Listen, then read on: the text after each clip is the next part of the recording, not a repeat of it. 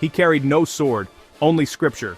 He faced chieftains, idols, and death itself with nothing but faith. His axe struck the heart of pagan worship, and his blood sealed the gospel he preached.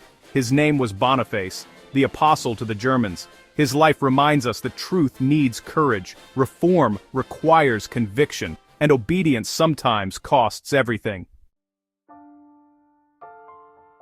Boniface was born around AD 675 in Wessex, England, and baptized with the name Winfrid. From youth, he was drawn to learning and scripture. His brilliance earned him a place in a monastery, where he became a respected teacher and preacher. Yet his heart was restless. The gospel had reached England generations earlier, but vast parts of Europe, especially among the Germanic tribes, remained steeped in paganism. At age 40, Winfrid felt God's call to missionary work. He left behind his homeland, comfort and reputation to carry the message of Christ into the forests of Germany. In time, Rome would rename him Boniface, meaning doer of good.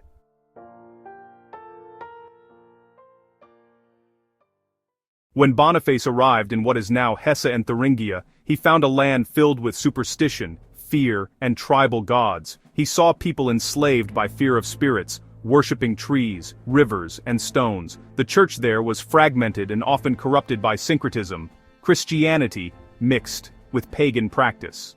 But Boniface carried the light of Christ and the authority of truth. His mission was clear: to bring order, purity, and faith to a land of confusion and fear. One of the most famous moments of Boniface's life came near the town of Geismar. There stood a great oak tree sacred to the god Thor. The people believed that anyone who dared harm it would be struck dead. If your God is real, let him defend his tree. He struck once, twice, and the mighty oak split and fell. The people gasped, expecting thunder, but none came. How powerless are your idols! The God of heaven alone is to be feared and worshipped. From the fallen tree he built a chapel dedicated to Saint Peter. Revival spread. The people who once trembled before Thor now bowed before Christ. Boniface's courage won hearts, but his wisdom reformed churches. Appointed by Pope Gregory II as missionary bishop and later archbishop, Boniface worked to organize the German church, establishing dioceses, training clergy, and rooting out false teachers. He corresponded with kings and popes alike, urging holiness and integrity in leadership. His letters reveal both compassion and fire. He wrote, "Let us stand in the line of battle until the Lord calls us away. May we never flee like hirelings." Boniface knew that compromise was the enemy of revival.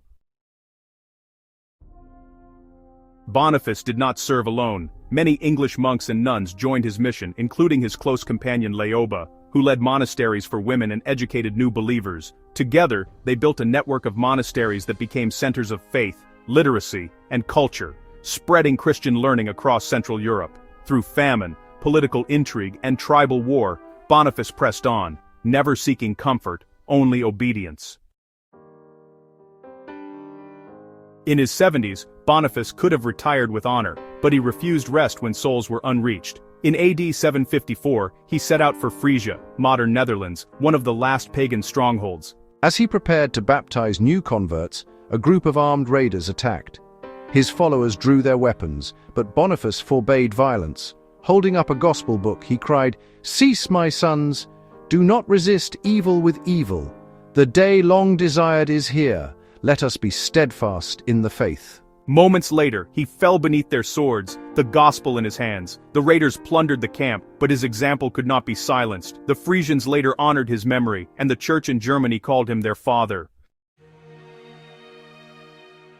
Law drove him into danger, demanded reform from a corrupt church, and placed him before kings and killers.